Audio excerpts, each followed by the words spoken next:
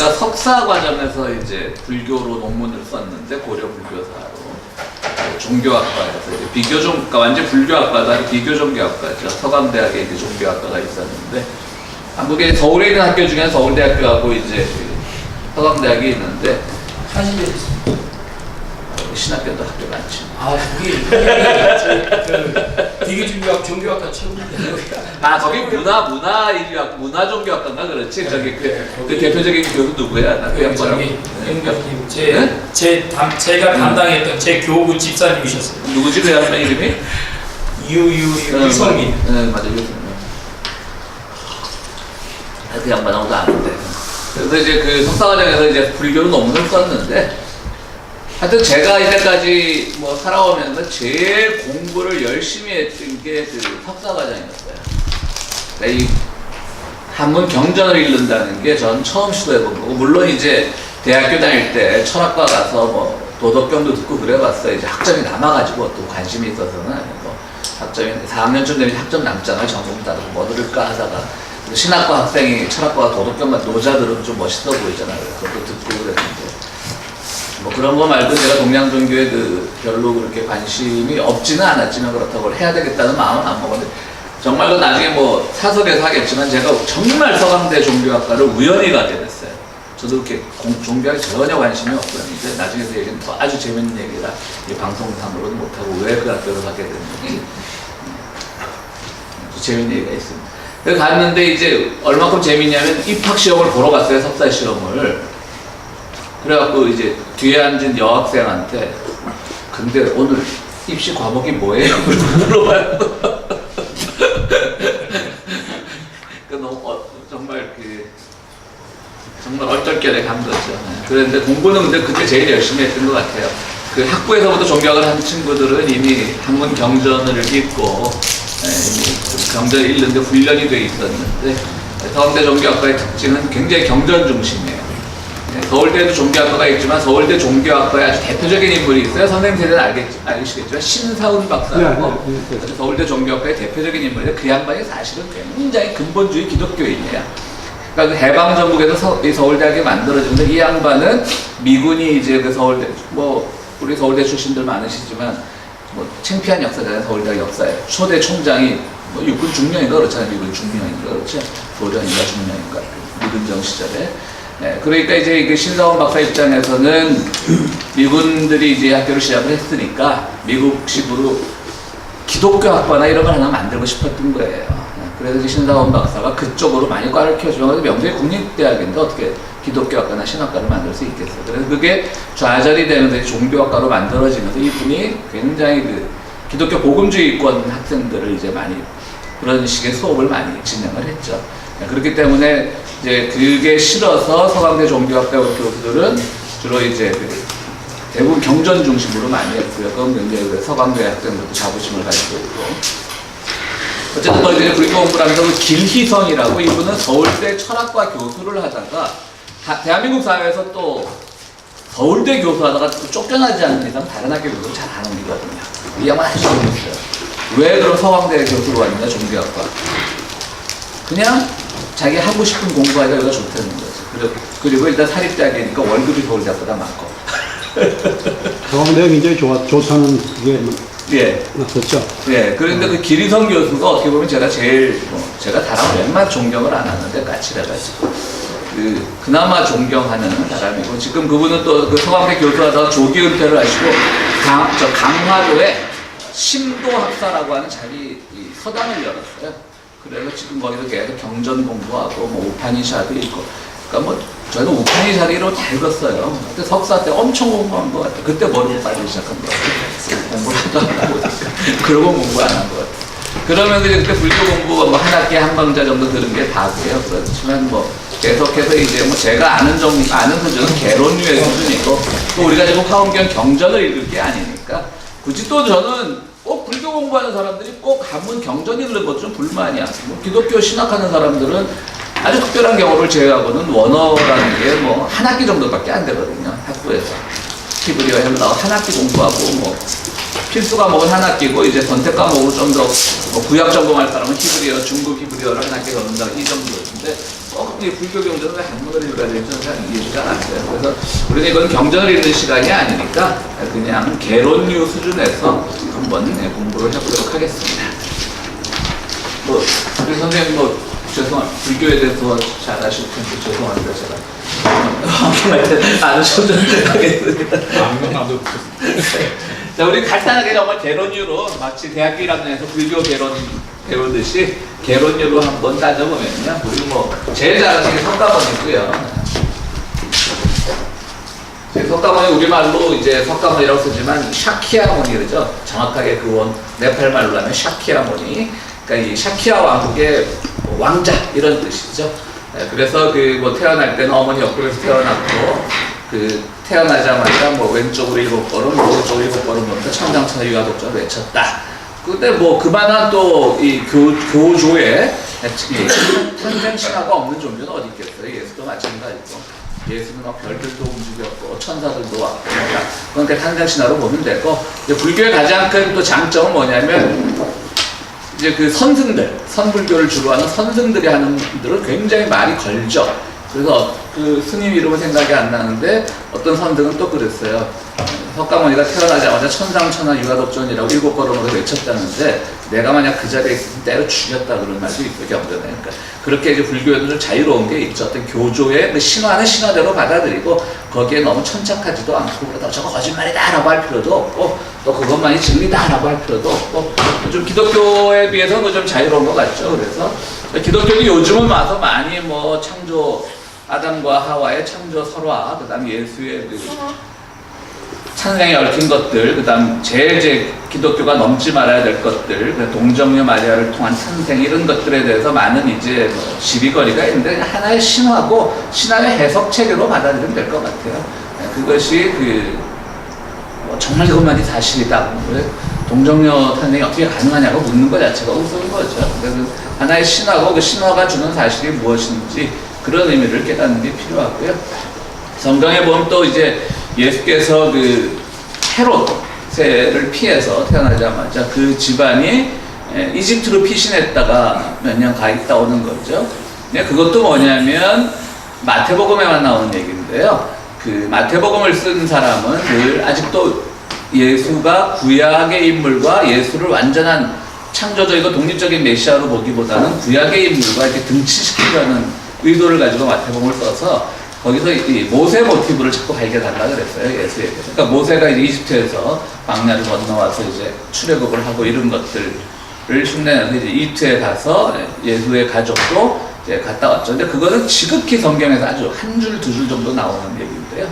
근데 오늘 아침에 제가 이렇게 운전을 하면서 오늘 팟캐스트를 듣다 보니까 이집트에서 이제 본 사람, 요즘은 한국에서 거주하는 외국인들도 말 잘하더라고. 우리는 영어를 그렇게 못하는데.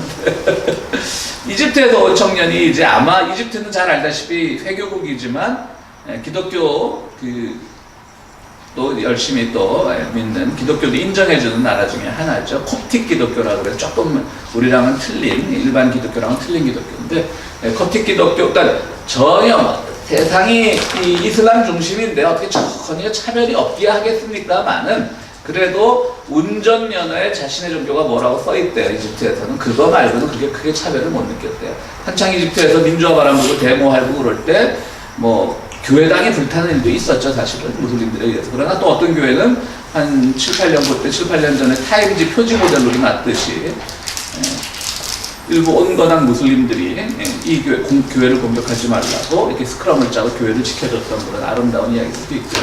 근데 그 얘기를 왜 하냐면 아마 그 아침에 제가 팟캐스트에서 들었던 그 이집트 청년은 이집트 사람 기독교인인가 봐요. 그러면서 거기에서 사람들이 다 못 알아듣는데 성가족이라는 말을 써요. 개신교들도 잘 안 쓰거든요. 우리 카톨릭은 성가족, 그리고 예수님의 가족을 말하는 건데 성가족이 이집트 자랑을 하면서 성가족이 그러니까 그걸 같이 출연했던 이제 팟캐스트니까 좀 난잡하게 진행을 하잖아요.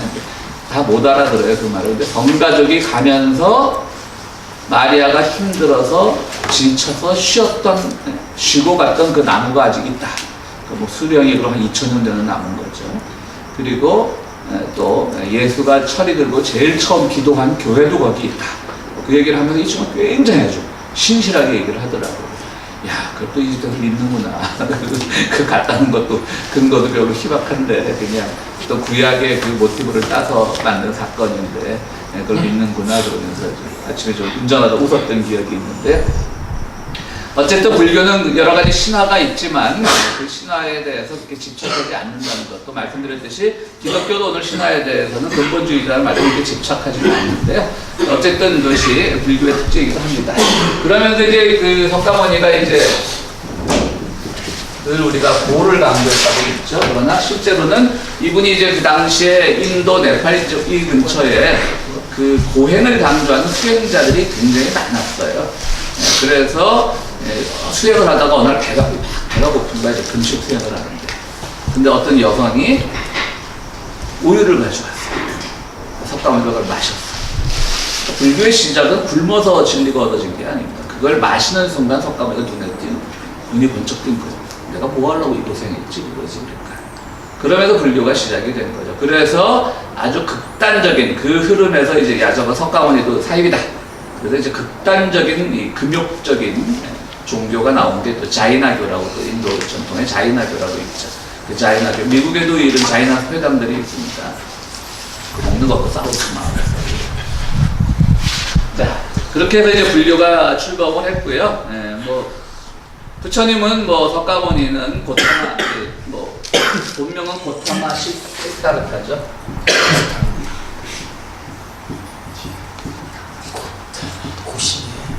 고심입니다.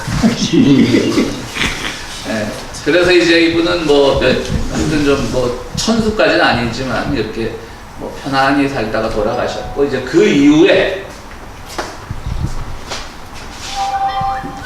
이제 인도에서 이제 인도 북부에서 네팔에서 출발했습니다. 인도 북부 네팔에서 이 종교가 그렇게 성장을 잘 하지 못합니다. 그거는 참 신기하죠. 우리 기독교도 사실은 이스라엘 땅에서 뿌리를 못 내렸잖아요. 거기는 유대교라는 게 있었고 이 지역은 원래 우리가 힌두교라는 종교 아시죠? 뭐 이런 뭐 우리 구글 사전이나 뭐 위키피디아 찾아보면 아시겠지만 힌두교는 실제로는 기원 후에 나온 종교입니다. 그러니까 그 전에 인도 종교들은 뭐냐면 그냥 고대 브라만교라고 부릅니다. 브라만교.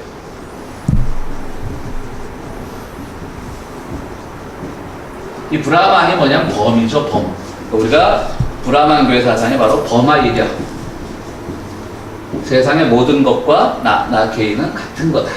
이거죠. 그런데 이제 석가모니는 연구해 보니까 나의 문제에 대해서 자꾸 고민을 하게 되는 거예요. 내가 뭔가. 그래서 여기서 이제 공이라는 것을 비로소 깨닫는 거죠. 그러니까 바냐라고 하는 것은 공을 깨닫는 지혜입니다. 그러니까 바냐는 영어 불경에 보면 퍼펙트 위즈덤으로 되어 있습니다.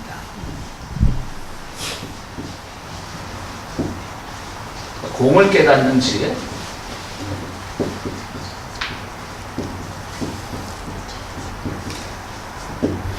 그래서 이제 이게 불교가 막 뿌리를 내리면서 알식. 그래서 유식불교라는 것도 나오고요. 오직 알만, 이거 완전히 뭡니까? 인식론이죠, 인식론. 아는 것을 통해서 있다는 거고. 또 가다 보면 중간불교라는 것도 나오고요. 중간. 가운데서 본다는 거. 그건 유교의 중용사상하고 비슷하죠. 그러니까 뭐 공이 설명하려고 나오니까 공, 또 유식, 뭐 이런 게 다 나옵니다. 이러면서 불교가 막 발전을 하게 되는 거고요. 이제 고대 브라만교가 이제 기원 후에 힌두교로 오면서 아주 잡다한 다심사상을 만들어내게 되는 거죠. 그러면서 본래 고타마 시타르트의 이 불교 계통은 한 팀은 히말라야 산을 넘어서 중국으로 옮기게 되고요. 한 팀은 지금 어디입니까? 스리랑카인가 실론입니까? 스리랑카죠. 스리랑카 쪽으로 내려가면서 이제 남방 불교가 되는 겁니다. 그리고 한 팀은 중국으로 건너갑니다. 근데 중국에 가서 불교가 비로소 꽃을 피우게 되는 겁니다. 그래서 이상하게 중국하고 그게 맞았나 봐요. 근데 그 당시 중국은 또 종교라고 할 만한 것들이 없었어요. 있었으면 유교, 뭐 도교, 이 정도죠. 그 다음 그러나 대부분의 중국인들의 마음에는 중국 고유 민간 신앙이 가장 크게 있었죠.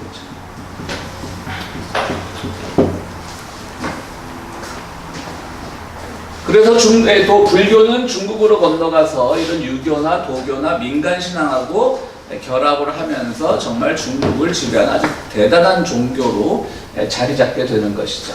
그리고 남방불교로 간 것은 바로 오늘날 우리가 소승불교라고 부르지만, 소승에서 승자는 이 수레, 그러니까 위클입니다. 영어로 하면 위클 승입니다. 그러니까 작은 수레 불교라는 것이고, 중국 쪽으로 가면 이제 대승불교. 근데 소승불교라는 명칭은 실제로는 오늘날 쓰지 않습니다. 왜 쓰지 않냐면, 어느 종교가 아무리 겸손을 강조해도 그렇지, 어느 종교가 자기 종교를 작은 종교라고 그랬어요. 그러니까 소승불교라면 대승불교가 출범하면서 소승불교를 좀 얕잡아서 부른 명칭이고요. 이거 자체는 오늘날 남방으로 갔던 소승불교를 부르는 공식적인 부파불교 혹은 테라바다라는 테라바다 부디즘이라는 말을 쓰고 있습니다. 이게 소승불교입니다. 근데 뭐냐면 너무 복잡한 거야. 이게 사실은요, 어떻게 보면 그 유일신 사상이라는 거, 기독교에 뭐 유일신 사상은 배타적이고 뭐 폭력적이고 뭐 헛소리들 많이 하지만 간단해요. 유일신에 대해서 설명만 해주면 돼요. 근데 공은 설명이 어려워. 개념화가. 그러니까 수많은 경전이 나오는 거예요. 그럼 또 너 틀렸다. 어떻게 공을 누가 가장 정확하게 설명을 하겠어요? 너 틀렸다. 그럼 나는 이렇게 생각. 그래갖고 정말 부파불교라는 게 뭐냐면 파가 그렇게 많다는 거예요. 그러니까 맨날 경전만 읽는 거예요. 그러니까 이게 어떻게 돼요? 점점 엘리트 종교가 되는 거예요.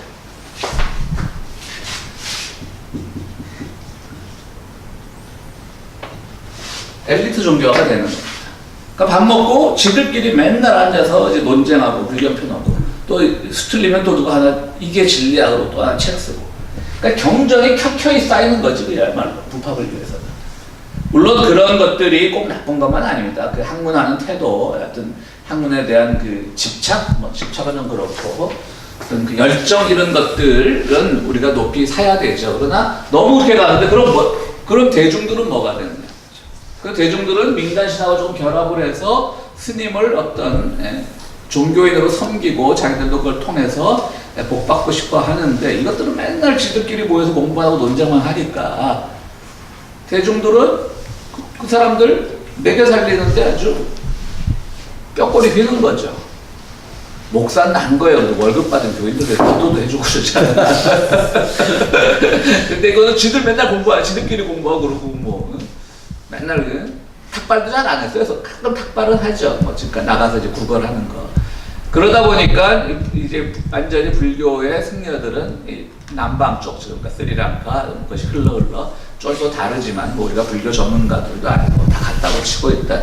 뭐 태국 이쪽이 다 남방 불교죠. 거기 가면 또 이분들은 꼭 그 오렌지색 그 승복을 입어요. 근데 제가 캐나다 토론토에 좀 살았는데 제가 살던 아파트에 이제 주차장이 딱 한 대가 배정됐는데 그냥 대충 스트리트 파킹 해도 됐는데 어느 날부터가 제 아파트 근처가 스트리트 파킹 금지 구역이 됐어요. 차 한 대가 이제 문제인가 차가 또 두 대야. 또 유학생이 어떻게 하다 무슨 깡으로 두 대를 샀는지. 그래가지고 그 근처에 그 태국 불교 사원이 있더라고요. 그래서 내가 차 한 대만 여기 세워도 되겠냐 그랬더니 뭐 얼마 내라 그러더라고. 그래서 이제 그 세워서 가끔 이렇게 뭐 거기서 예물 드리고 구경도 해보고 그랬는데 어쨌든 그게 남방불교로 갔고요. 여기서는 이제 아라한이라 그래서 최고의 깨달음을 얻는 사람들을 아라한이라 그래요.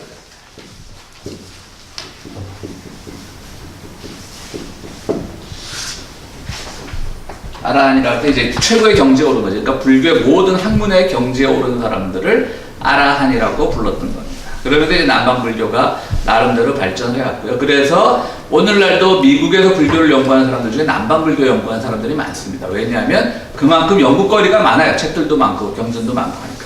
그런데 중국으로 간 대승불교 보니까 개통은 없었지만 중국에 가서 많은 승려들이 정말 달마가 동쪽으로 간 까닭은 그런 것처럼 많은 승려들이 이제 한문 경전을 쓰게 되는 거죠. 그러니까 오늘날 뭐 반야라고 하는 것, 반야의 그러니까 범어, 산스크리트어는 프라자나입니다.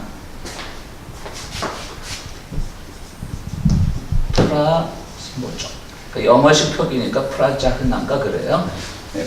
그러니까 프라자나 같은 것들을 이제 인도로, 중국으로 바꿔오면서 이게 반야로 이제 은역을 하는 거죠. 그러니까 지금 오늘날 우리가 쓰고 있는 대부분의 불교 용어들은 중국에서 다 만들어진 거죠. 물론 남방 불교는 아니겠지만 한국 불교에서는요. 그래서 이제 가는데 보니까 이 전통을 우리가 소승불교가 압도적인 거예요. 그래서 우리는 대승불교라는 걸 만들어가지고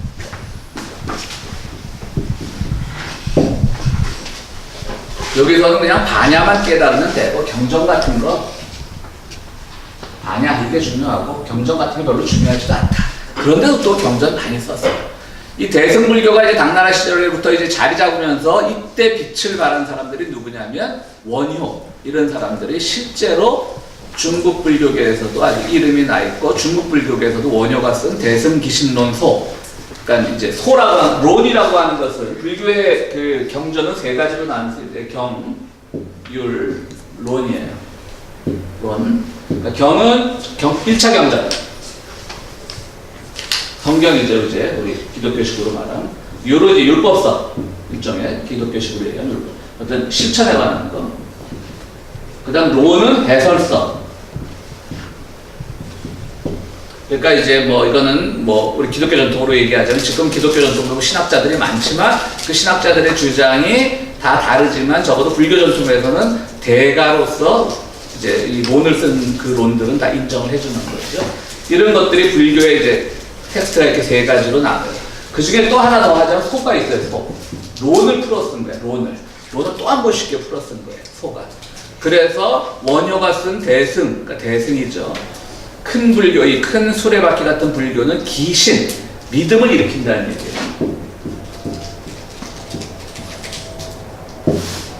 기신, 론, 소. 그러니까 대승기신론이라는 책이 있는데 그것을 풀어 쓴 원효의 대승기신론서는 세계적으로 유명한 겁니다. 저도 물론 읽지는 않았습니다. 잠깐 뭐 해설서만 봤지만 거기에 연구서만 봤지 원전 자체는 읽었는지도 모르겠어요. 석사 과정에서 읽었는데 다 읽지 못하죠. 한 학기 동안 이렇게 두껍지도 않은데 한 학기 동안 그거 못 읽습니다. 한문도 어려워가지고 대충 한 학기 하다 보면 한 3페이지 정도 석 장 정도 나가면 다 한 학기 끝날 정도로 하여튼 읽었던 기억은 좀 나는데요. 어쨌든 이제 그 대승불교는 신라에로부터 많이 유명해졌고, 근데 이 사람들은 이제 뭘 생각을 했냐면은 반야는 꼭 경전 공부나 이런 걸 통해서 이루어지는 게 아니라 어떤 보살행, 누군가를 위해서 보식, 베푸는 것, 이런 것들을 통해서도 깨달음에 이를 수 있다라고 말한 거예요. 그러니까 완전히 대중화시켜버린 거죠. 그러니까 누구한테 잘 베풀고 그냥 너 부처님 잘 섬기고, 그러니까 거의 기독교식의 제도 종교화가 돼버린 겁니다. 그래서 대중들이 더 이 소승불교보다 부파불교보다 더 쉽게 접근할 수 있는 거죠. 경전 못 읽어도 돼. 중국 한자가 얼마나 어렵습니까? 중국 문맹률 뭐 정확한 통계는 없지만 굉장히 어려웠을 거 아니에요. 그 마틴 루터가 종교개혁 95개 조항을 비텐베르크 자기 성당에 붙일 때 나무로 이제 뭐 탁탁 박아 붙였는데 그게 라틴어로 써 있었어요. 그때 라틴어 해독률이 1%도 안 됐습니다. 그러니까 혼자 자기 만족하려고 쓴 거예요. 근데 그게 사건이 여파가 커져버린 거야. 자기가 겁났을 것 같아. 처음에 아니 이게 왜 이렇게 퍼져나가지? 내가 교황한테 끌려가고 화형당하는 거 아니야? 실제로 독일어 문맹률은 20%까지, 문자 해독률은 20% 미만이었다고 합니다. 그럼 마틴 루터는 누가 키웠느냐? 누가 키웠습니까? 구텐베르크가 키웠습니다. 갑자기 인쇄술이 발견. 구텐베르크가 먼저죠. 몇 년이야? 그 글자가. 종교개혁은 1517년이고 하여튼 비슷한 시기예요. 그래서 그것이 이제 독일어로 쓰기 시작하면 막 퍼져나가니까 그동안 종교에 짓눌려 있던 사람이, 신부들이 맨날 자기들 혼자 라틴어 읽는다고 해서 감히 엄두도 못 내던 사람들이 갑자기 독일어 신학책이 나오고 독일어 성경이 나오고 이러니까 막 사람들이 이제 나도 한번 성경 읽어보자 독일어 공부 시작했겠죠. 그래서 뭐 5년, 정확한 건 아닌데 5년 만에, 그러니까 종교개혁 5년 만에 독일어에서 문맹률이 50% 이하로 줄었답니다. 그러니까 놀란 거죠. 그러니까 뭐 굉장한 거지. 그때 사람들이 종교적으로 얼마나 관심이 많았으면 독일어 공부하면서 그냥 막 정말 밤새 공부하면서 성경 읽은 거예요. 마틴 루터의 저작들을 읽은 거예요. 중국어도 더 어렵겠죠. 한문이 좀 어렵습니까? 중국도 지금 뭐 아시다시피 이제 한자가 너무 어려우니까 간체라고 해서 약자로 많이 쓰는데 한문을 진짜 원어 그대로 쓰는 거 우리나라밖에 없는 것 같아요. 대만 그대로 쓰고. 일본은 이미 그 히라가나 자체가 오래전에 간체화된 글자고 사실은 따지고 보면 중국 본토에서 다 간체로 써요. 근데 우리나라도 재밌는 게요. 잠깐 딴 얘기하면 왜 한국에서 끊임없이 한문 교육론이 나올까요? 지금 김종필 죽었지만 김종필이 아주 맨날 정치할 때마다 맨날 그 사람이 한문 그 교육 제도에 한문 도입해야 된다고. 저도 한문은 필요하다고 생각하는 사람입니다. 그러나 미국 학교에서 학생들이 라틴어 같이 그런 것들을 선택해서 배우지 필요한 학생들이 선택으로 배우는 건 저는 아직도 필요하다고 생각합니다. 그런데 그걸 우리 국어에 편입시키는 거는 그거는 그 문자의 권력을 독점하려고 그러는 거거든요. 한문을 알아야만 그렇게 한다는 거죠. 이제 자기들이 어떤 권력자, 엘리트 계층에 포함이 된다는 거죠.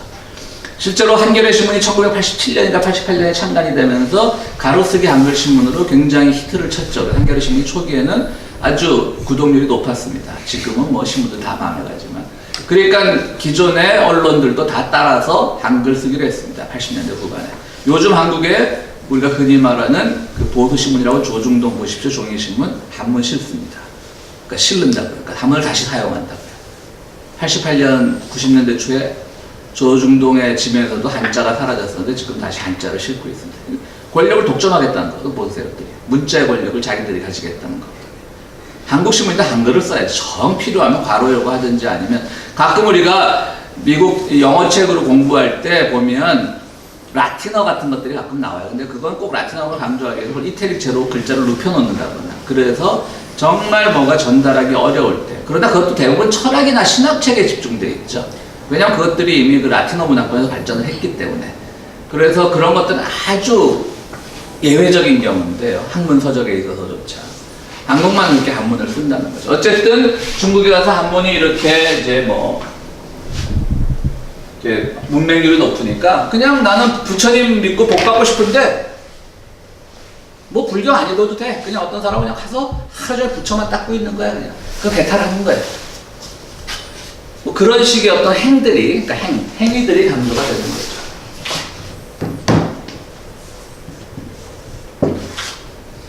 그러면서 여기서 다시 한번 뭐 식인이 이렇게 가면서 이런 것들이 여기 와서 다시 공이 강조가 되고요. 아무것도 없이 공이 강조가 되고 그러면서 이제 불교가 대승불교와 소승불교로 나뉘게 되는데 다시 여기서 하나의 흐름이 또 하나 나옵니다. 대승에서. 이것도 아닌 거예요. 뭐 행위를 해봤자 뭐 그냥 뭐가 어디까지 해야 돼. 그것도 정말 한문 글자도 모르는 시골 할머니가 맨날 부처님 닦으면 극락왕생한다고 믿으면 그것도 종교적 착취가 아니야? 또 이런 또 왜 비판론자들이 없었겠어요? 있었겠죠. 그러다 보니까 거기서 이제 그 유명한 또 선불교가 나옵니다. 그래서 선불교는 그냥 깨달음만 나와요. 선불교에서 나온 게 화두죠, 화두.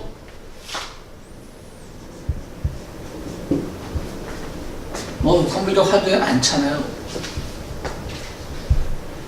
뭐 연못에 비친 달이 흔들리니까 이것은 달이 흔들리는 거냐 물이 흔들리는 거냐 네 마음이 흔들리는 거냐 그러면 이제 대부분 이제 불교 좀 알면 제 마음이 흔들립니다. 그러면 또 뛰어난 선수는 뒤통수 딱 치는 거지. 임마 이게 네 마음이 흔들리냐 물결이 흔들리니까 그렇지. 그것도 물결이 흔들리다 그러면 네 마음이 흔들리니까 물결이 흔들리니까 막 이런 식으로 막 이렇게 이제 말꼬리를 자꾸 늘어지는 거죠. 뭐 예를 들어서 뭐 어떤 스님이 이제 큰 스님이 깨달음이 뭐냐라고 제자들이 물어보면 항상 엄지손가락을 내는 거예요.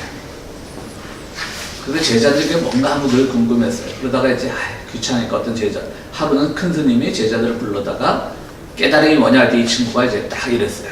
그랬더니 그 큰 스님이 그 사람의 손가락을 잘라버린 거예요. 엄지손가락을.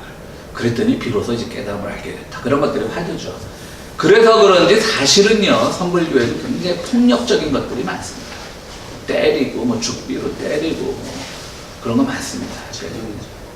실제적으로 그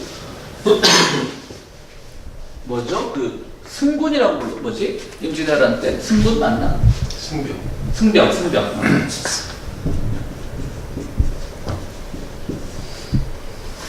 불교의 교리대로 하면 승병이 나와서는 안 되는 거죠. 폭력인데. 근데도 이 사람들은 어떤 선불교적 가치하고 또 국가관하고 또 이상하게 조합이 됐어요.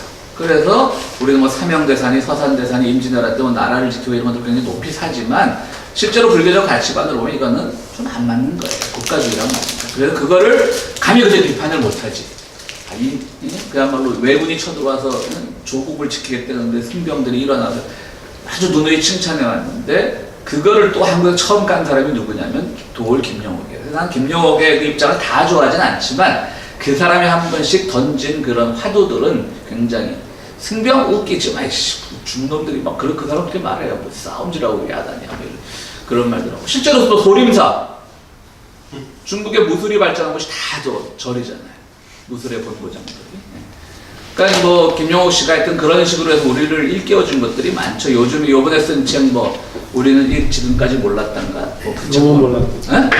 너무 몰랐단가. 그 책을 보면 뭐 조금 그건 다 아는 얘기인데 하여튼 그래도 그 사람 특징이죠. 다 아는 얘기를 대중화시켜서 모든 사람들이 알게 만드니까 그거는 조금 이분이 좀 너무 연구 없이 제 생각을 막 쓴 것 같고 그 전에 나는 뭐 태권도의 역사라는 책도 있어요. 도올이 쓴. 언젠가도 말했지만 태권도 우리나라 운동 아닙니다. 박정희가 만든 거예요. 태권도. 박정희가 그 일본군 출신과 가라데 굉장히 동경을 하고 있었는데 지금 자존심이 있죠. 어떻게 또 가라데를 또 국기로 만들 수 있겠어요. 그러니까 약간 이제 그 도입을 하고 우리 전통적인 태권도 택견이잖아요. 춤추듯이 이렇게 하는 거. 약간 취권 같은 거. 그것이 이제 뭐 그것도 이제 도올 김용옥이 나왔고요. 어쨌든 또 선불교라는 게 발전을 하면서 제가 몇 번 얘기했던 그 도노돈수, 도노정수. 그러니까 갑작스러운 깨달음과 갑작스러운 수행. 그게 이제 불교의 그 기본적인 생각이죠. 그러니까 도노돈수라고 하면, 그러니까 기독교식으로 해석하면 같아요. 그러니까 사도 바울이 오직 믿음으로 구원받는다라고 하고, 그 다음에 다 모든 것이 완성됐다라고 하는데, 그럼 또 뒷 생활이 이제, 그럼 한번 깨달음을 얻고 개차반으로 살아도 되느냐? 이런 질문들이 나오니까, 그 중에서 이제 기독교는 뭐 성화, 칼빈이즘 같은 데서 이제 성화에, 그래 놓고도 다시 한번 거룩해지는 과정이 필요하다. 이렇게 성화의 과정이 있는데, 사실은 저는 그러니까 고민은 있어요. 교회를 하는, 기독교라고 하는 하나의 종교 공동체가 유지되기 위해서는 성화라는 것이 없으면 누가 교회 나오겠어요? 다 깨달음을 얻고 구원을 받고 다 깨끗해져 버렸는데. 그러니까 그거는 조금 현실적인 고민은 있지만 저는 개인적으로 구원이라는 게 정말 인간의 전적인 변화를 말하는 거라면 그것으로 모든 절차는 끝났다고 보는 편입니다. 근데 그러면 뭐가 되겠어요? 장사가 안 돼. 저는 좀 그런 편이에요. 그러니까 도노돈수도 바로 그거예요. 선불교의 도노돈수. 그래서 이제 그 도노돈수가 또 선불교가 발전하면서 뭐 남종선이 있고 북종선이 있고 중국 기준이죠. 또 여기서 또 미술도 발전을 해서 남종화가 있고 북종화가 있고 뭐 하여튼 복잡해져요. 아주 중국 선불교사 연구도 굉장히 복잡해져요. 주로 이제 남종에서는 도노돈수 계열이고 이쪽은 북종선은 도노정수 계열이고요. 그리고 이게 이제 고려 당나라 때만 해도 이제 누굽니까? 원효는 통불교를 주장을 했죠. 다 필요 없다. 다 하나로 통하면 된다. 통이요. 강조를 했죠. 뭐. 그러다가 이제 고려 무신 시대에 보조국사 진울이라고 하는 그 이제 스님이 하나 나옵니다. 그래서 그분이 한국 불교에서는 이단하예요. 이분이 고려 거기서 도노 점수를 주장합니다. 도노 점수를. 보조국사 진울이. 근데 이분은 또 뭐가 문제냐면, 그러니까 불교랑은 참 그래요. 뭐가 문제냐면 이분은 또 고려 무신 정권과 굉장히 친했습니다. 그러니까 오늘날 한국 기독교 목사 뭐 김장환이니 이런 사람들 막 독재자하고 친한 것도 따지고 보면 다 또 이게 그것도 한번 누가 좀 제대로 연구를 했으면 좋겠어요. 왜 그 사람들은 그렇게 될까? 너무 우리는 지금 그냥 뭐 김장환이나 뭐 조용기가 권력자들 위해서 기도해주고 그냥 어이 저 나쁜 놈 개독 그러고 마는데 저들의 심리와 신학은 무엇일까? 누가 좀 깊이 연구를 해줬으면 좋겠어요. 근데 아무도 안 하죠. 괜히 연구했다 약간이라도 그 사람들 편들면 자기까지 망신당하니까. 그래서 저도 안 하는 거고. 하여튼 이렇게 되면 이제 불교가 대충 한국은 그러면 이제 선불교의 전통에 있는 거고요. 지금은 대승불교, 소승불교를 나누기보다는 저쪽 그 남방불교 계통은 소승불교, 부파불교가 주류이지만 아직도 태국이나 실론, 스리랑카 쪽은 제가 스리랑카를 한 10년 전에 가봤는데요. 정말 온 시내 오렌지색밖에 안 보여요. 그냥 스님들이 왔다 갔다 하고 아무 집이나 들어가서 뭐 음식 그냥 먹고 식당 같은 데 들어가서 별로 보기 좋아 보이진 않더라고요, 솔직히 말해서. 그리고 이제 그 중국 계통의 중국, 일본, 한국은 이제 대승불교 이런 거 뭐 궁극적으로 보면 대승불교 전통이지만 지금은 한국, 중국, 일본의 불교는 선불교라고 부르는 게 맞습니다. 그래서 지금 선불교 전통이 그렇게 내려오고 있는 겁니다. 그래서 오늘날까지 쭉 내려오고 있는 거고요. 우리가 그 요즘은 불교도 이제 그 한국 정당에도 당대표가 있고 원내대표가 있죠. 국회의원들만 이제 대표하는. 당대표는 전체 뭐 그 당의 지지자들까지 다 포함한 당대표고, 그래서 이제 뭐 자유당을 예로 들자면 당대표는 황교안이고 원내대표는 이제 나경원인 거죠. 그러니까 근데 민주당 쪽은 당대표는 이해찬인 줄 알았는데 원내대표는 누군지 모르겠어요. 홍영표? 둘 다 붙게. 하여튼 그런 것처럼 불교에는 종정이 있고 총무원장이 있어요. 종정은 당대표 같은 사람이고 총무원장은 이제 원내대표 같은 사람이에요. 그 제가 뭐 한 20년 전까지만 해도 그냥 요번 뭐 불교의 당대표가 아니고 종정은 누구고 뭐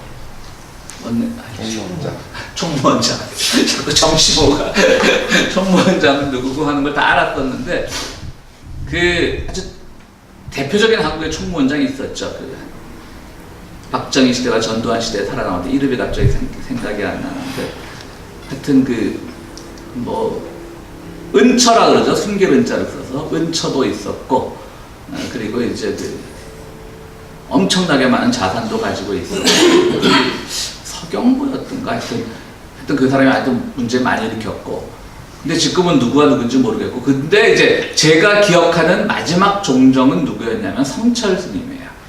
이분이 이제 굉장히 훌륭한 스님이었죠. 이분이 이제 전두환 시절에 이제 그 하면서 한마디 해달라니까 그 유명한 물은 물이고 산은 산이라는 말. 그래서 이제 많은 비판을 받았죠. 그러나 그게 불교를 제가 폄하하는 게 아니라 그게 불교의 한계예요. 그들에게 있어서는 뭐가 선이고 뭐가 악인지의 구분이 모호해지는 것이죠.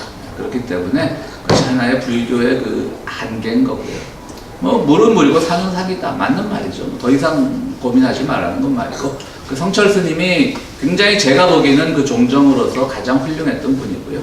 그런데 이제 한국 선방 중에 제일 유명한 뭐 송광사 같은 데 가보면요. 성철만 해도 그러니까 총무원장 스님들은 완전 행정가들이에요. 여러분도 그 얘기는 알죠? 그 이판사판이란 말은 어원 아시죠? 그러니까 이판은 그 학생들, 공부한 학생들 법률자를 써서 법을 따진 학생들이고 사판은 행정승들. 근데 초기 불교부터 이것들이 싸우면 정말 죽기 살기로 싸워서 이판사판이 되는 거예요. 이판하고 사판, 행정승들하고 학생하고 싸우면 뭐 우리 언어 중에 이제 뭐 불교적인 색채가 남아있는 거 많이 있죠. 다들 이제 워낙 유명해서 아시겠지만 뭐 야단법석. 이제 변변한 절 건물이 없으면 들에다가 이제 단을 만들어 놓고 법을 그러니까 불교 불법을 연구하는 이제 자리를 마련하는 게 야단법석인데 말을 안 들어. 근데 마이크에 있었겠어. 뭐 앞에서 스님 뭐라고 하면 뒤에서 떠들고 하니까 정말 그 야단법석이 엄청 시끄러울 거예요. 그래서 그런 말들이 아직 우리한테 이제 불교 용어로 많이 남아 있습니다. 이제 불교는 그 원칙 기본적으로 선악이 없잖아요. 그 선악이 없기 때문에 정치적 참여가 어렵죠. 기독교는 선악이 뚜렷하고 그 말을 하려고 그러면 아니었던 것 같은데 계속 아니요.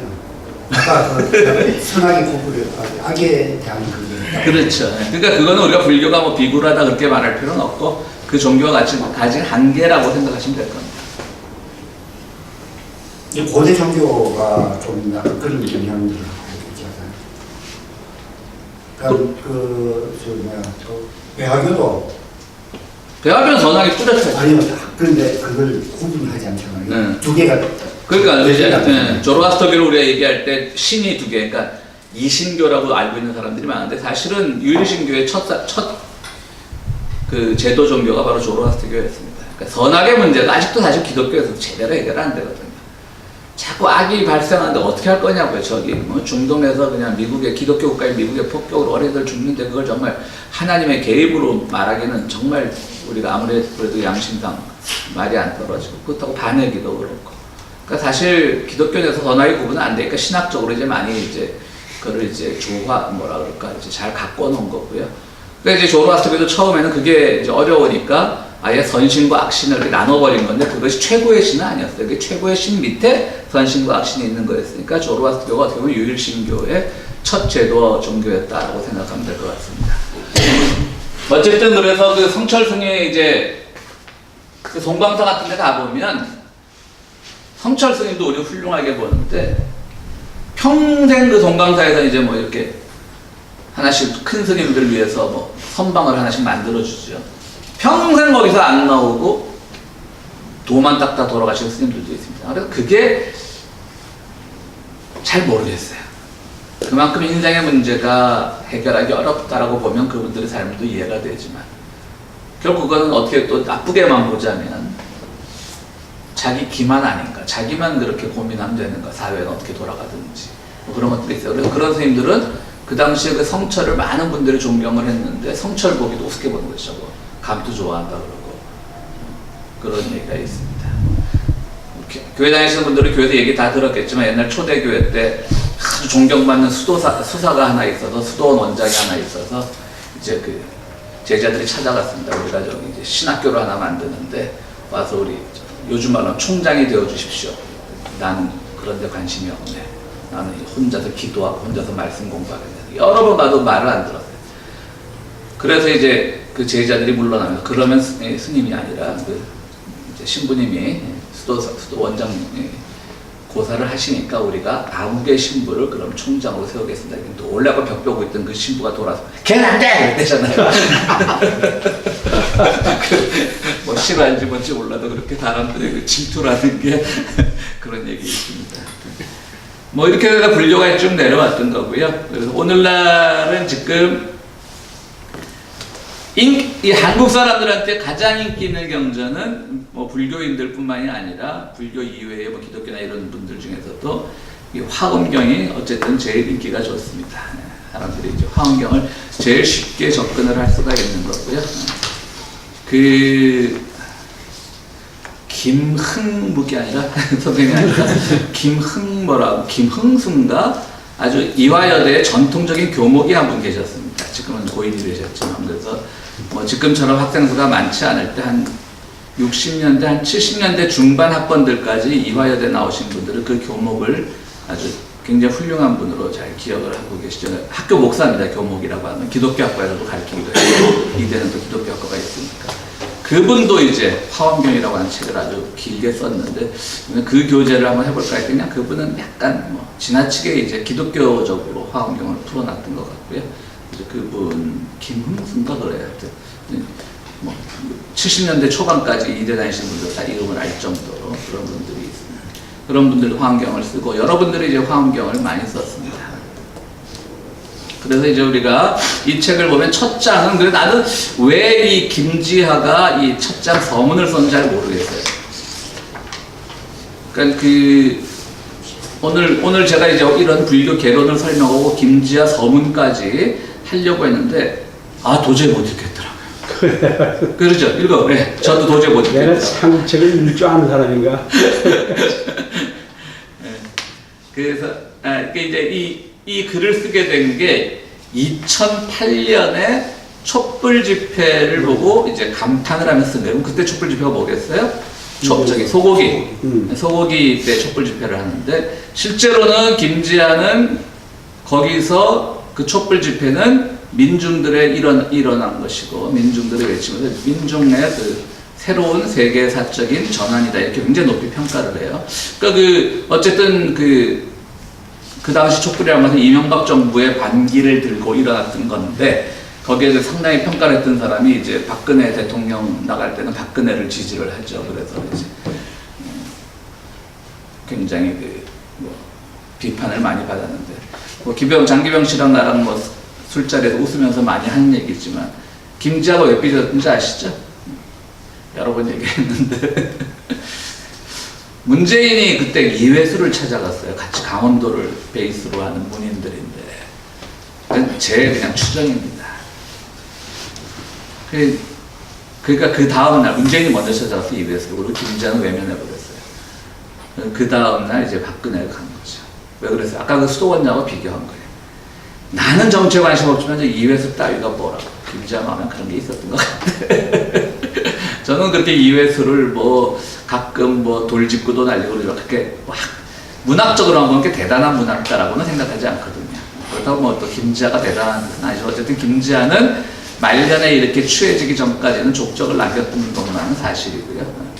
제가 우리 교회가 이제 도서관이 자랑인데 제가 오고 나서 더 많은 책을 사드리긴 했지만 그전에 책이 많았습니다. 가끔씩 책꽂이가 모질라요. 자꾸 그래서 이제 한 번씩 제가 쫙 추려갖고 버려요. 그래서 몇 해 전에 김지아 그만 싹 뽑고 또 내 개인적인 소장하고 있던 김지아 책 다 뽑아가지고 쓰레기통에 과감하게 버린 적이 있습니다. 그 다음에는 이제 김동길이 거를 한번 다 버렸고 그 다음에 이제 김진홍이 거를 한번 다 버렸고 잘 쉬었다 하겠습니다. 그리고 본래 이제 한국의 승려들은 본래는 이제 독신주의였죠. 네, 그런데 이제 태고종이 들어오면서 이제 태고종이 이제 와이프를 두게 됐고 우리 이제 조계종이 이제 와이프가 없었는데 그때까지 와이프를 데리고 살던 승려들이 있었어요. 그래서 그걸 이제 은처라고 불렀습니다. 은처. 숨기는 자를 써서. 근데 조계종이 몇 해 전에 이제 아까 제가 이름 잊어먹은 총무원장 사건 나고 이러면서 한번 은처 정리를 이제 왕창 하게 되죠. 그러면서 이제 그분들 중에 일부가 종교는 바꿀지언정 아내는 버리지 못하겠다라고 하면서 이제 태고종으로 옮겨가게 되죠. 그래서 이제 LA에서 활동하는 유명한 스님 한 분도 제가 방송 중에 이름은 거론 못하겠지만 모 스님도 선생님 아시죠? 아니요, 명용스님, 술 잘못 가는 그 스님. 예. 제 술 친구 스님. 이렇게 이제 은처들을 이제 공개적으로 이렇게 이제 하는 게 태고종이고요. 저는 이제 제가 초등학교 4학년 때부터 벌써 그게 68년인가 그때부터 이제 참 우리 부모님도 무능해갖고 신촌 뒤에 이제 봉원동이라고 하는 동네가 있어요. 거기서 살아요. 지금도 살아요. 우리 어머니하고 우리 형은. 그때 참 남들처럼 또 팔아서 강남에 아파트 사서 부자 됐던 때인데.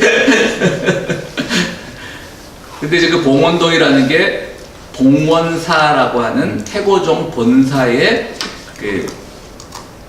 사촌이에요. 우리 오발탄 쓰는 사람 누구죠? 그 소설가의 사하촌이라는 소설도 있는데 절 밑에 동네를 사하촌이라고 불렀거든요. 그러니까 그 사하촌이 있죠.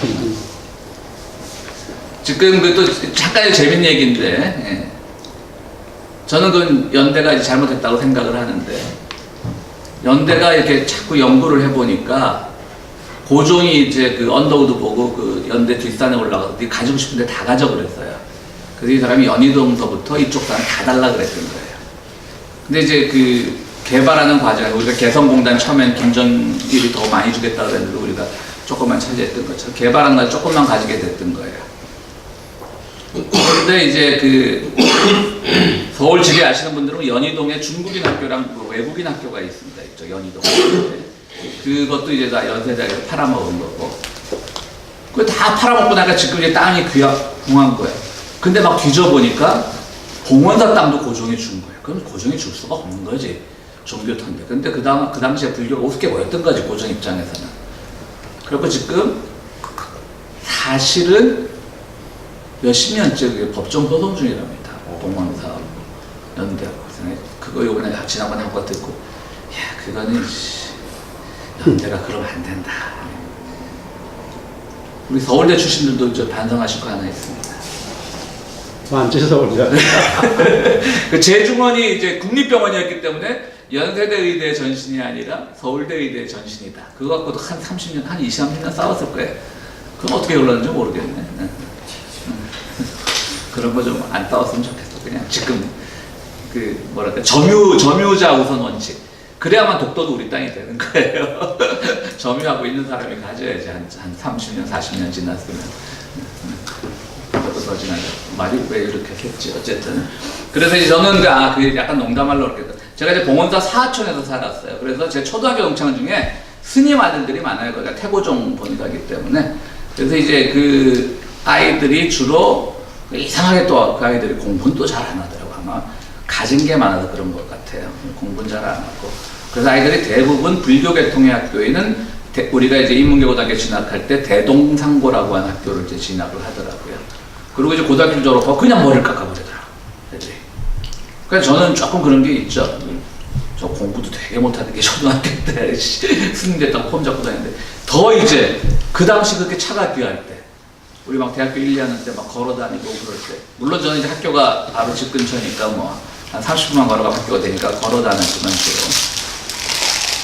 그 당시 포니 자포양을 타고 다니고 20살짜리들이 중대들 그래갖고 이제 여름에 가면 또 그 대웅전에서 더우니까 설마 뭐 이건 불교를 폄하하는 얘기가 아니라 있는 그대로 얘기하는 거예요. 그 친구들하고 또 이제 포카 치고 고스톱 치고 그냥 나고 이제 막걸리 마시러 가고 초등학교 동창들하고 그랬던 기억이 납니다. 예, 그래도 뭐 참 어떻게 보면 종교인 치고는 불교가 제일 편한 것 같아. 목사가 제일 힘들어요. 목사들 너무 욕하지 마세요. 신부보다 힘들어요. 장가가는 거 하나 빼놓고는. 신부들은 존경이라도 받지. 네? 그럼 제가 오늘 나눠드린 걸 중심으로 김지아 얘기 잠깐 하면요. 일단 서문이니까 다음 주에 이제 우리가 김지아 얘기 빼고 2 챕터씩 해나가도록 하겠습니다. 그러니까 김지아가 이제 얘기하는 거는 왜 화엄사상에 빠졌냐면 화엄사상에 있다 보면은 화엄불교는 하나만 기억하시면 됩니다. 그러니까 이게 그물, 네트. 그러니까 그물입니다. 그물. 그러니까 한 그물에 한 코만 찢어지면 그물은 다 이게 망가지는 거죠. 그렇기 때문에 이 한 코가 결국은 그물 전체를 의미한다는 거죠. 그러니까 우리가 서양 철학 계속 이 평화사상에서 공부할 때 부분 혹은 개별, 전체 혹은 보편 이거 많이 공부했잖아요, 그죠? 서양 철학에서 이거 계속 싸웠다 그랬잖아요. 부분이냐, 개별이냐, 전체냐 계속 싸우고 있어서 지금 와서 이제 지젝 같은 사람이 이걸 합치려고 노력을 한 거죠. 정신분석학을 통해서. 개별과 보편성을 강조해야 되지만 그 보편성이 나타나는 건 개별 안에서 나타난다고 하는 거죠. 어떻게 보면 화엄사상이에요. 지젝도. 근데 또 지젝은 화엄사상에서 이론을 뭐 가져왔는지 안 가져왔는지 모르겠지만 그때도 지젝만큼 또 서양 철학자 중에 불교를 싫어하는 사람 없더라고요. 그러니까 본래 서양 철학자들이 불교의 그 신비함에 대해서 굉장히 불교를 우호적으로 보는 편인데 지젝은 또 굉장히 불교에 대해서 굉장히 혐오를 가지고 있고 하여튼 그 화엄사상에 이거만 아시면 됩니다. 그러니까 부분이 곧 전체고 개별이 곧 보편이란 말이에요. 그러니까 이거를 이제 또 어떻게 생각하면 그러면 서양 철학에서는 18세기 이후에 개별과 전체의 문제를 고민하기 시작했는데 불교에서는 이미 오래전에 이거를 다 이제 극복을 했다. 이미 오래전에 하나와 전체를 극복을 했다라고 하는 거죠. 맞는 말이긴 하지만 이제 서양 철학과 이 동양 철학 혹은 서양 종교와 동양 종교의 가장 큰 차이점은 바로 시간입니다. 시간. 역사입니다. 역사.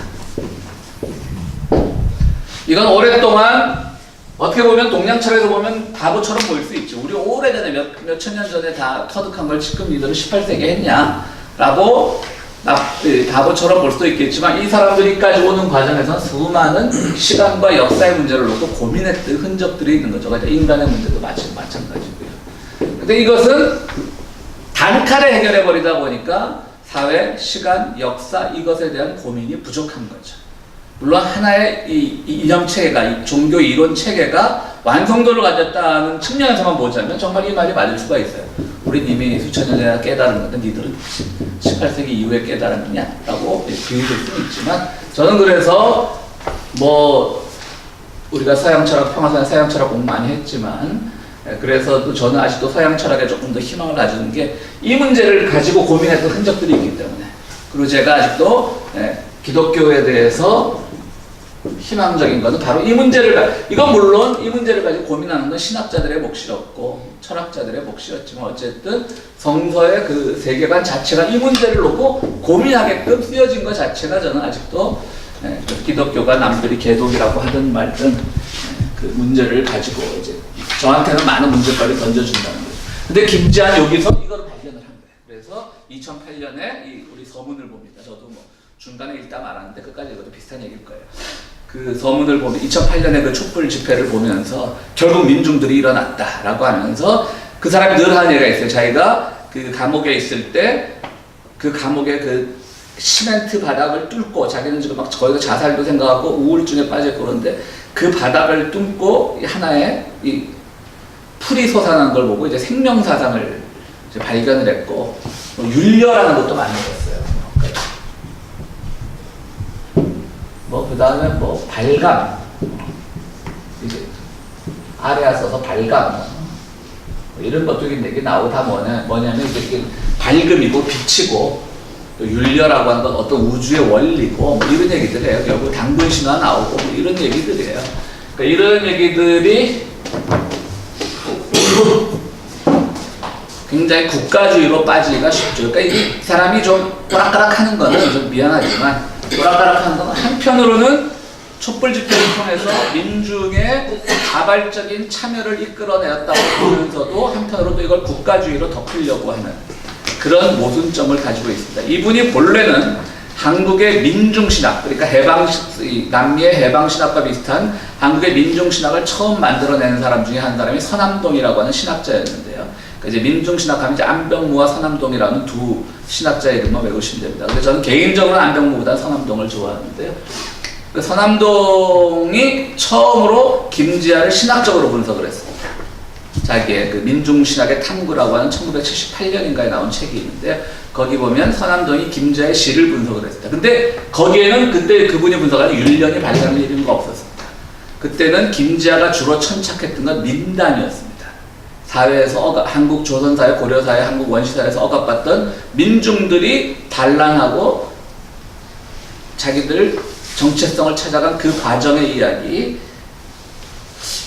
그 민주신학의 탐구 보면 그 김지아의 그런 장시, 그러니까 긴 시를 하나 소개한 게 있어서 어떤 한국 민담에 나오는 어떤 인물의 이야기예요. 장로가 어쨌든 그런 거를 했던 사람이에요. 그러니까 이제 바로 기독교도 이제는 예수가 민중이었지만 민중은 예수가 될 수 없어요. 예수는 유일한 독생자 예수고 구세주니까. 그런데 서남동이라는 사람은 민중도 곧 예수라는 거죠. 그러니까 예수는 기독교인들이 전통적으로 고백하기는 나를 구원한 구세주예요. 그렇죠? 세이비어예요. 그리고 얘는 독자적인 존재예요. 근데 이분의 바탕은 민중이었어요. 그건 뭐 누구도 부정 못해요. 한국의 근본주의 세력들을 빼놓고. 근데 민중신학에서는 이 개념은 다 성립을 했는데 전통적인 진보신학에서는 한국의 민중신학에서는 이것도 가능하다고 봤던 거예요. 민중이 곧 예수. 민중에 꽤 있어서 타인에 대한 구원의 능력을 갖는다는 거예요. 예수가 다른 사람의 죄를 대신하고 죽었듯이 하나의 민중들도 예수의 역할을 할 수 있다는 게 민중신학이에요, 기본적으로. 그럼 여기서 뭐가 문제가 되죠? 그럼 예수는 뭐야? 우리 구세주 아니야? 우리 예수 믿고 구원받아야 돼? 아무나 보고 민중 믿고 구원받아도 돼? 이런 질문을 나오면서 그 서남동이라는 분이 제일 먼저 만들어낸 사람이 만들어낸 용어가 전거라는 말이에요, 전거.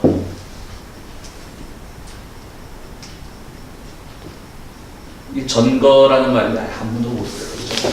그럼 영어로 쓰면 reference 이거 맞나요? ANC인가 ENC인가? 참고할 때 ENC입니까? 참고 우리가 왜 예수의 행적은 참고적인, 그러니까 참고하면 좀 너무 싸 보이니까 이제 그 서남동이란 분이 이제 전거라는 말을 만들어냈죠. 예수는 하나의 전거적인 존재지 유일한 어떤 구세주적 존재가 아니라는 말을 그렇게 만들어요. 그러니까 민중들이 다 예수가 될 수 있는데 그럼에도 불구하고 예수의 삶을 전거로 삼아서 그 삶을 살 때만 이웃을 위한 구원의 역할을 한다라게 하는 것이 이제 서남동 교수의 주장이었는데요. 그때 다 그 서남동 교수가 인용했던 것들이 바로 김지아의 그 민담시 같은 것들에도 많이 인용을 했습니다. 근데 이 사람이 80년대 와서 뭐 이상해졌어요. 그래갖고 갑자기 국가주의랑 이게 만나면서 뭐 화음에 빠져버리고, 그러니까 민중 하나가 전체 국가. 그러니까 말은 되죠. 자기의 이론을 뒷받침하는 건 되지. 발간이나 윤서 이건 국가주의, 집단주의인데 나 개인은 또 개인이란 말이죠. 개별이란 말이죠. 특수, 보편, 이건 보편이고 이게 이제 만날 수 있는 가능성을 김지한이 이제 화엄에서 발견을 하는 거죠. 그렇게 해서 이제 화엄에 빠져드는 겁니다. 그런데 김지한가 놓치고 있는 것은 오락가락해요. 이 글에서도 보면 바로 그러니까 이건 작년이라고 말할 수 없으니까 2008년 촛불집회가 2009년 정도에 쓰여진 글 같은데 그러니까 노면이 뭐 훌륭하다 그런 뜻이 아니에요. 적어도 어떤 민중의 그 자기 그것을 민중의 자기 표현력, 자기 정치성, 자기 개발을 강조를 하려면 노무현 같은 인물은 상징적인 인물이잖아요. 근데 오늘 이 서문을 읽어오신 분들 알겠지만 거기서 또 노무현을 굉장히 비아냥거리고 있어요. 그러니까 말이 앞뒤가 안 맞는 거예요. 그러니까 노무현은 뭐 다 꼭 김지아가 노무현을 좋아해야 한다는 뜻이 아니라 뭐 싫어할 수도 있죠, 정치적으로서. 근데 적어도 그러면 자기 그 일관성은 있어야 되는데 막 오락가락해. 그리고 뭐 386 운동권들은 뭐 산자여 따르라 뭐 이런 노래나 불렀지만 지금 2008 촛불 집회 나온 사람들 보니까 정말 그런 노래도 없이 정말 민중의 자기 발현이 잘 되더라 뭐 이런 얘기도 있어요.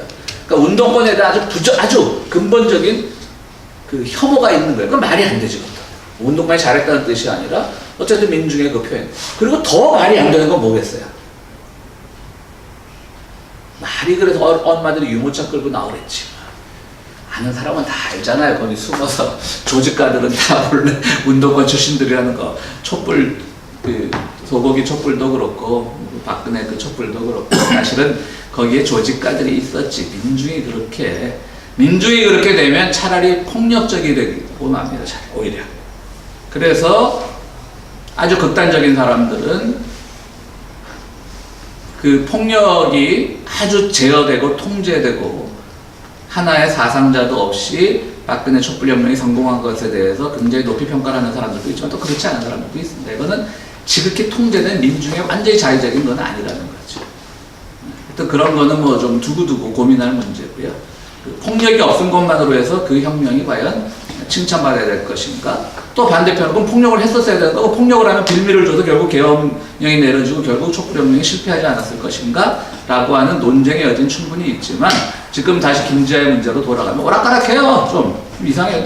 난 좀 잘 모르겠어. 워낙 이 책을 출판한 데가 대화문화 아카데미라고 나와 있죠. 그게 뭐냐면 크리스천 아카데미라고 아시죠? 한국의 그 70년대 기독교 민주화 운동을 이끌던 강원영 목사가 하던 기독교 연구단체가 크리스천 아카데미입니다. 그 크리스천 아카데미가 이름을 바꾼 게 바로 대화문화 아카데미예요. 그런데 워낙 2000이게 몇 년에 나왔을 그때 아마 강 목사가 살아계실 때 같아요. 강 목사가 워낙 또 김지아 이런 사람들을 총애를 했어요. 그러다 보니까 아마 김지아가 뭐 대화문화 아카데미 측에서 우리가 이 책 내줄 때가 김지아를 하나 실어라 그랬는지도 모르겠어요. 어쨌든 왜 김지아 글이 서문에 읽어오신 분 선생님 못 읽었죠 진짜? 보니까 우리나라 이 책을 읽고 있는 건지 그런 정도. 김영 씨 읽어왔어? 책이 없어요. 샀잖아 지난주에. 아니요. 안 샀어? 샀는데? 돈은 주고 책 안 받아. 아니야 그렇진 않아. 어쨌든 김지아 건 그냥 그렇게 넘어가고요. 뭐 별로 이렇게 왜 이런 말 했는지 아시겠죠? 왜 이분이 좀 화음을 강조를 했는지 하나와 전체의 어떤 그 연관성. 그리고 또 이렇게 하면서 참 한국 사람들이 제일 기독교고 불교고 한국에서 제일 그 큰 종교가 그거라 그러잖아요. 두 개의 큰 종교가 부동산교하고 자녀교. 부동산과 자녀의 모든 목숨을 거는.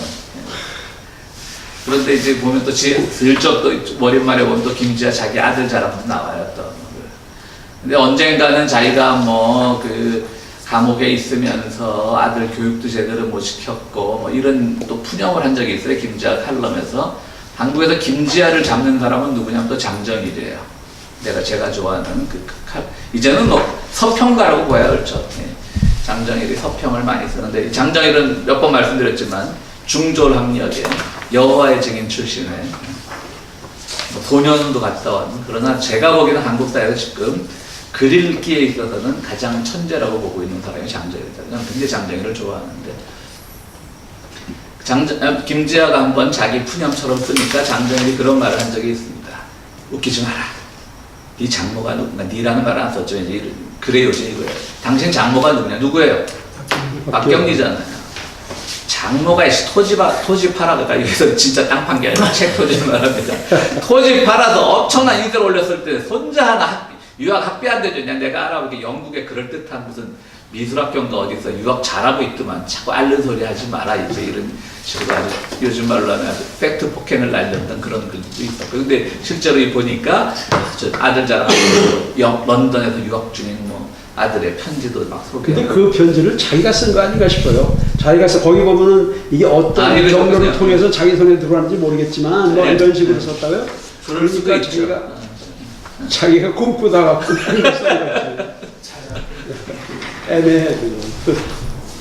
하여튼 그렇습니다. 하여튼 그래서 저는 김지아가 이제 변했다고 좀 아쉬워하는데 요즘으로는 일찍 돌아가신 분이 있죠. 황현산 교수라고 70대 초반에 고대 불문학과 교수였다가 은퇴하신 분이고 문학평론가 황현산인데 예, 아주 저도 황현산 선생 칼럼 굉장히 좋아했었는데 그 김지아에도 유명한 뭐 밤중에 아무도 없는데 벽에다 이름을 쓴다 민주주의여 만세 그 시가 표절이라는 거죠. 그런데 당시에 그 김지아 또래, 그러니까 황현상 선생 또래죠. 젊은 문학평론가들은 다 알았다는 거죠. 프랑스 무슨 시 표절이라는 걸. 그런데 어쨌든 김지아라고 하는 상징성이 있으니까 우리가 묻어두기로 했다는 거예요. 그래서 황현상 선생이 노후에 칼럼을 쓴 거예요. 그때 묻어두지 말았어야 했다. 그럼 이런 괴물이 안 나왔다는 거지. 어떻게 생각하세요? 묻어둬. 그때 어쨌든 70년대 김지아는 상징적인 인물이었죠. 민주화 운동에. 근데 그걸 묻어뒀어야 되나? 안 묻어뒀어야 되나? 묻었으면 안 되지. 근데 만약에 자기 스스로 묻었다면 끝까지 묻고 있든지. 예. 황현상 선생님 좀 비겁하다? 그럼? 비겁이 아니라 첫 번째 묻은 거 자체가 그렇죠. 잘못된 뭔가 계산이었던 거예요. 근데 저는 그 시 하나만 갖고 김지아를 평가하기는 좀 그렇죠. 그 전에 그 오점 글이나 이런 것들 보면은 오점 같은 느낌. 사실 그런데 그 시를 그 사람만 알고 있었나요? 표절이라는 거. 아까 황현상 선생님 그렇게 써요. 우리 젊은 또래의 평론가들은 다 알고 있었다란 근데 말이에요. 다른 사람은 모르는. 그때만 해도 네. 우리가 외국 시를 유명하지 않은 시는 접할 수가 없죠. 지금은 인터넷 같은 거 보면.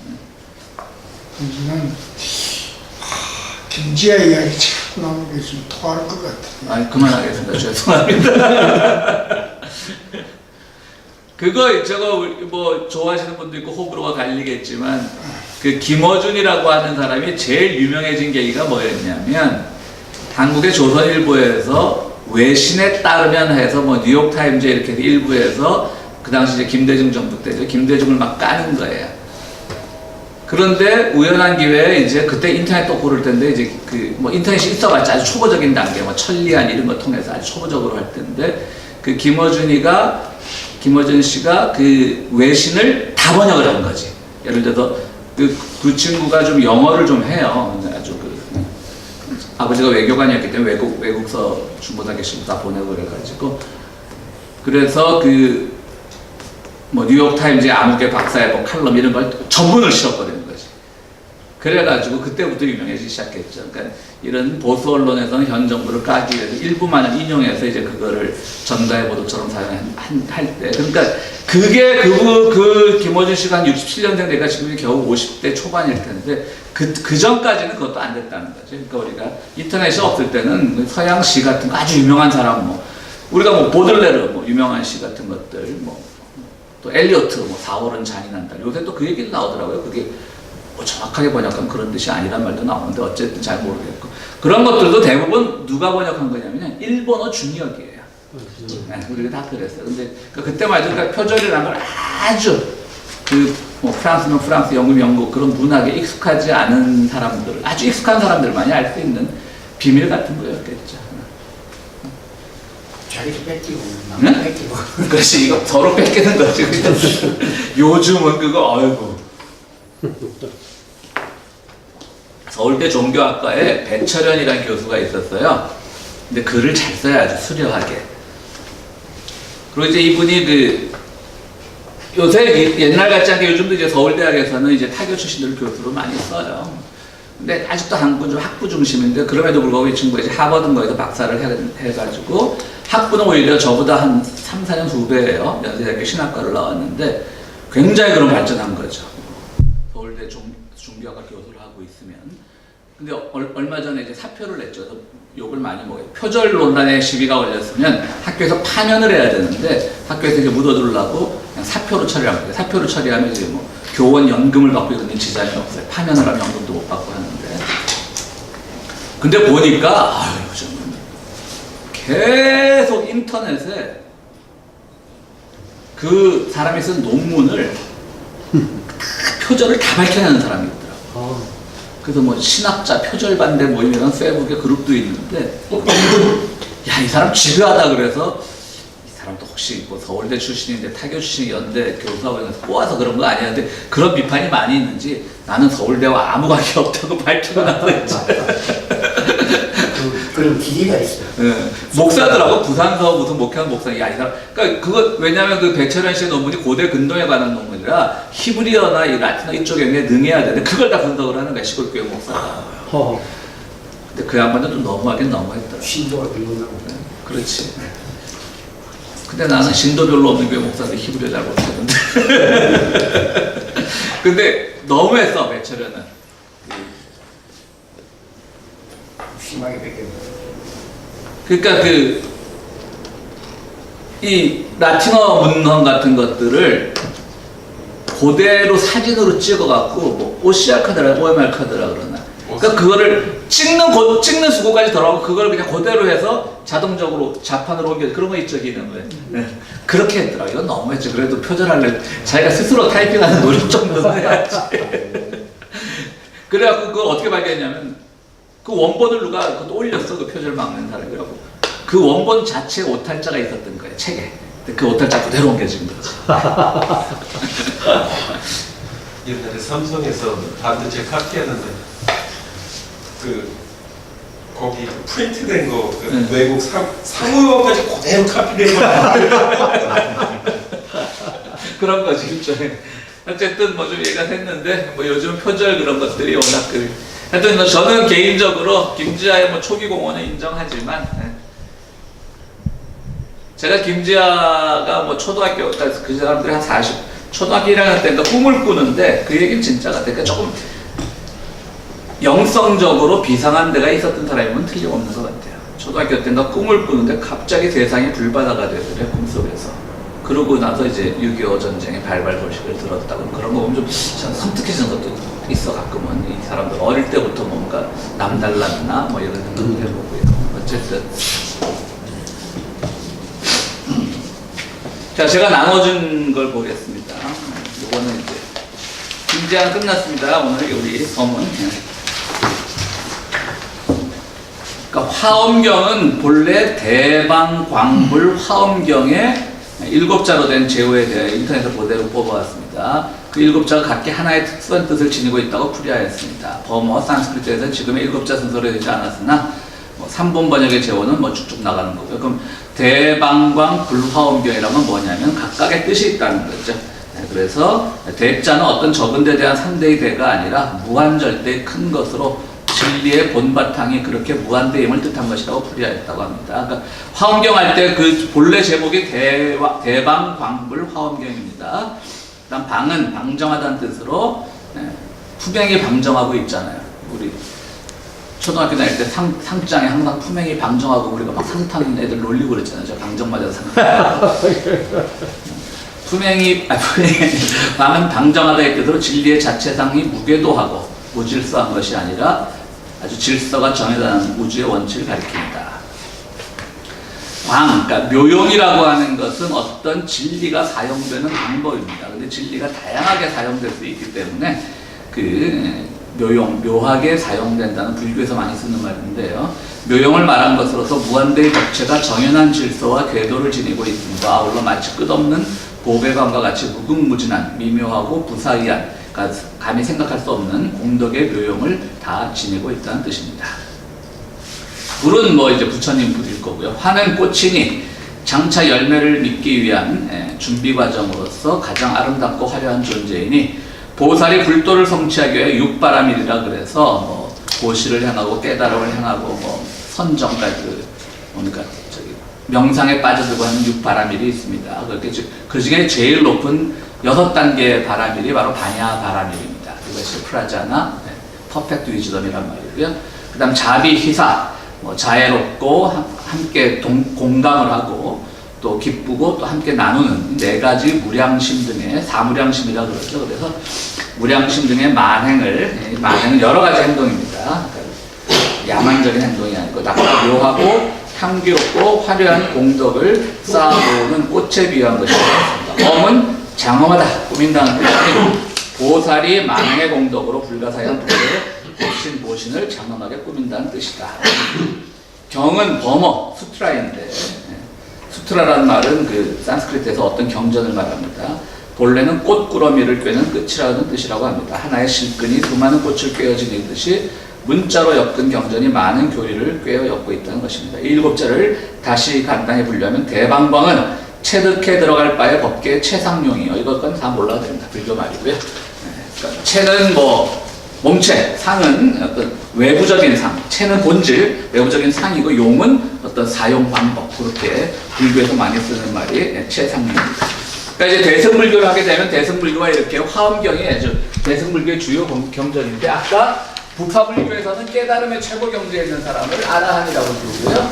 대승불교에서는 깨달음의 최고 경지에 이르는 사람을 이제 보살이라고 부릅니다. 보살이라고 부르는데 그 보살은 바로 여기서는 깨달음을 이룬 사람이라면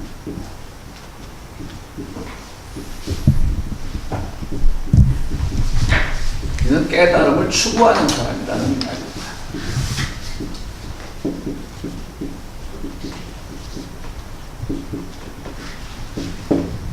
그래서 보살행위라는 걸 강조하죠. 그래서 한국 불교에서 이게 보살이라는 말이 마치 여성 신도 중에 좀 이렇게 존경받는 신도, 마치 기독교에 의한 권사급의 그 신도처럼 부르고 있는데 그게 아니라 보살은 남녀 공이 다 쓰일 수 있는 말이고요.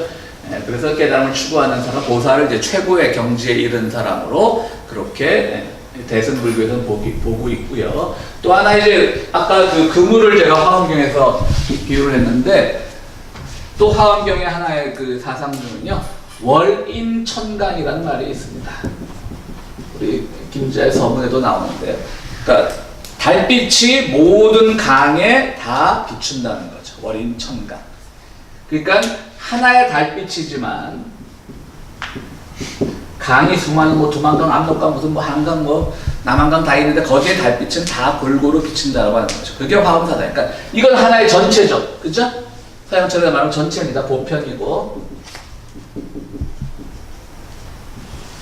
그리고 천당은 바로 하나의 개별이라는 겁니다. 그러니까 개별 안에 진리가 개별 안에 비치니까 개별 안에서도 진리가 있다는 거죠. 그러니까 하나의 여기서 천강은 달의 투사물로서의 천강이 아니라 하나의 그 자체에도 달이 담겨 있다라고 하는 것이죠.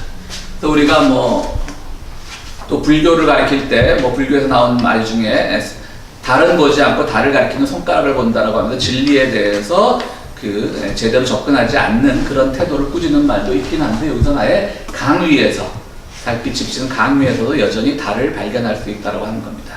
이거는 성경의 마태복음에도 비슷한 말이 나옵니다. 빛은 악인에게나 선인에게나 골고루 비친다라는 그런 말이 있습니다. 그리고 그거를 제일 잘 보여준, 마태복음이나 이런 월인 청강을 제일 잘 보여준 영화는 바로 여러분들이 잘 아는 그 전도연이 나왔던 밀양, Secret Sunshine이죠. 영어로 하죠. 비밀스러운 빛.